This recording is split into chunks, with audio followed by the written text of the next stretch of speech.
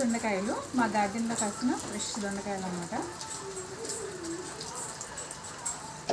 ఈరోజుకి ఇవి నిజానికి ఎర్రపు అంటే రెడ్ కలర్ బెండకాయ రావాలి.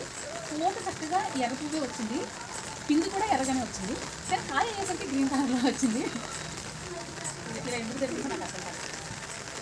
ఈరోజు మా గార్డెన్లో నేను చేసిన వెజిటబుల్ హార్వెస్టింగ్ కొద్దిగా మునగాకు, కొన్ని వంకాయలు, పచ్చిమిరపకాయలు, 4-5 బెండకాయలు, కొన్ని దొండకాయలు.